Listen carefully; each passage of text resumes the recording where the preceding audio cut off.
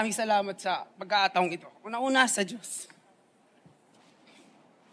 Ako si Nelson Ancas, maaaring maging madamdamin talaga ako. Kasi nandito ako bilang...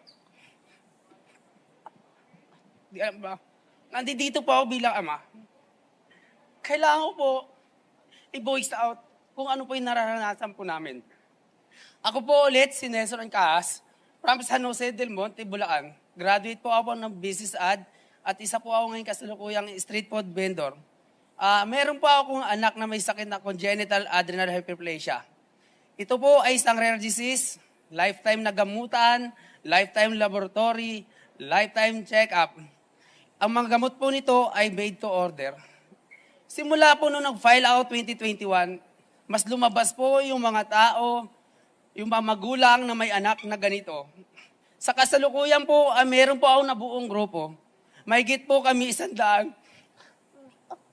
Bakit ako naiiyak? Kasi bumabalik.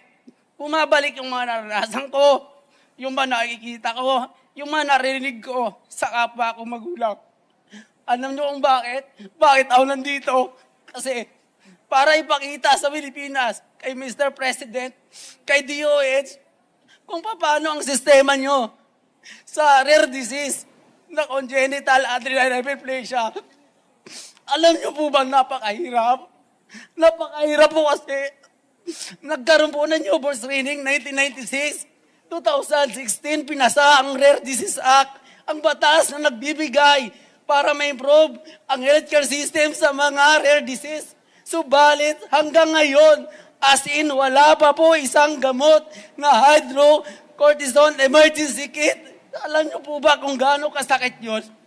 Nakaraan lang po, meron po isang namatay from Palawan. Dahil po malayo ang travel nila, umaabot ng 3 to 4 hours.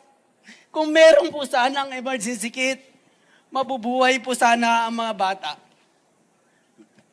At saka po, meron din po silang laboratory na 17 OST po. Ito po ay meron lang sa Manila Endocrine, sa PGH, at saka sa Davao Doctors. Pag malalayo po sila, pinapadala pa po nila yung blood sample para po gawin. Ganun po siya kahirap. Kaya sana, Mr. President, DOH, sana baguhin na natin to. Baguhin na yung sistema na nagpapahirap. Kuya, bakit patuloy na mamatay yung mga ganitong bata? At saka sa DSWD po, nananawagan po ako. Kasi gagaya po ngayon, paglalapit ka ng gamot, bibigyan ka na schedule, December pa po. Napakalayo, yung gamot gagawin pa po. Bakit hindi nyo po baguhin? Di ba? Kung talagang minamahal nyo ang ating healthcare system, bakit? Sir? Gaya sa PGS, doon kami nagpapagamot. Maraming umaasa. Ang yung ginagawa ng gobyerno natin ngayon, binabawasan yung budget. Sa bawat pagbawas yun ng budget, buhay po, sana yung naging kapalit po noon. Sir, excuse me po. Ayun po. Bana po tayo. Magsasagot na po kami sa line of media. No? 8 minutes po, ano? Okay, thank you. Katanungan po from the media. May magtatanong po. Okay. Go ahead, Nico Bagsik. Pasensya From na po. Teleradyo. Talagang kasi nagre-reflect po sa akin talaga yung yung mga Okay lang po nakaraan. yun, sir. Okay lang po. Teleradyo po, Nico Bagsik. Microphone, pakipasa lang po.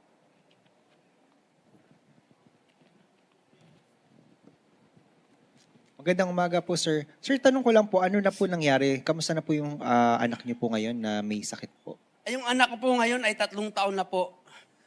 9 na beses na po siyang na-admit. At 1 beses po, tinanggihan po siya, natubuhan po yung anak ko. Akala ko mamamatay na anak ko. Diba? Alam ko kung anong mangyari. Pero pag mahirap ka, kawawa ka.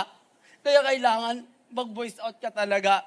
At saka isa pa po yan, simula ng 2021, naranasan ko na po, kagaya po pagbibili kami ng gamot. Yung gamot po ay meron po kaming PWD. Kasi rare disease po, congenital adrenal hyperplasia, number 1 sa listahan ng DOH po. Number 1 po. PWD dapat po meron discount. Pero bakit po? Bakit kami nagbabayad ng tax? Di ba dapat exempted? Kaya nananawagan ako kung sino man ang pwedeng tumulong sa akin na sana baguhin na natin to. Darating ang araw, maging kwento na lang ako. Darating ang araw, mawawala tayo sa mundo. Pero baguhin naman natin to para sa mga darating pang mga bata, para mabigyan panalo sila ng magandang ng pag-asa para sila mabuhay. Meron din po akong papakita. Ito po ay isang, anday lang po Pasensya na. Kagaya po, nananawagan po ako kay Sir Rapi Tulfo. Sana mapansin niyo ako. Sa kagustuhan ko pong magbago para sa congenital adrenal hyperplasia dahil ang dami ko nakilalang batang namamatay. Masakit. Kaya ako siya ginagawa. Lumapit ako sa kanya. Sa estasyon niya, humingi ako ng referral para mabago, lalo na pagdating sa gamot, na mabigyan kami ng discount. Kasi pag ginamit namin yung PWD ID, ang nangyayari, sa harip na makamura, napapamahal kami. Ang dahilan daw ay dahil sa rules ng government. Ibig sabihin po, wala sa company, kundi nasa rules ng government. Ibig sabihin, dapat amyendahan. Dapat baguhin. Bakit ganun, di ba? Kaya sana, si Rapi, mapansin niyo ako. Para dito, kasi lumapit pa ako nito, 2023, December 15 po. Hanggang sa ngayon po, kailangan ko pa po ng Okay, tulong. sige po. Meron pa pong isang tanong, sir, from Sir? ABS-CBN, Sherry Ann Torres. Sir, Sige po. kaklaruhin ko lang. Ang pangalan nyo, Nelson. Nelson Ancahas po. Nelson. Opo, Ancahas. Ancaas. Sir Nelson, kayo, kaklaruhin lang din namin. Nag-file kayo ng COC. Gusto nyo tumakbo bilang senador para baguhin nyo yung, sabi nyo, mali na healthcare system sa bansa. Tama po?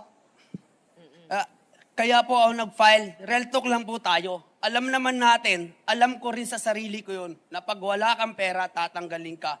Pero mas mahalaga pa rin sa akin bilang magulang, at alam ko magulang din kayo, na dapat baguhin na yung para sa rare disease. Bigyan ng attention, lalong-lalo na sa congenital adrenal hyperplasia. Ito po ang aking advocacy. Ayun po, maraming salamat po. Okay. Last question po. Last na lang. Sir, last na lang. Last na lang po. Sino pa magtatanong? Meron pa po ba? May additional catches.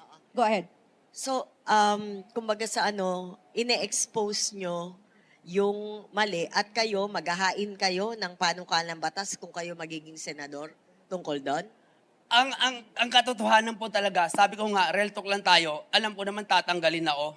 Tatanggalin talaga ako. Pero kung merong isang himala, kung may pagkakataon, gusto ko pong tutukan yung sa mga rare disease na PWD po. Dapat talaga, yung may mga batas na tayo kailangan na lang ayusin, i-reviewin. May mga bagay na kailangan lang i-revise. Kagaya na lang sa DSWD. Kapag rare disease dapat, kapag made to order yung gamot, hindi mo na dapat bigyan ng schedule. Bigay mo na kaagad. Kasi yung gamot darating 7 to 14 days. Nasaan ngayon yung maagap at malasakit? Nasaan ngayon yung ganong katalog? Kaya sana, Secretary DSWD Gatchalian, marinig niyo po ako. Sa totoo lang po, sa DSWD, pag pumupunta pa ako, talagang kailangan mong makiusap para pagbigyan ka. Kailangan mo munang umiyak. Akala mo naman sa kanila yung pera. Ayun po. Kaya sana baguhin na natin ito.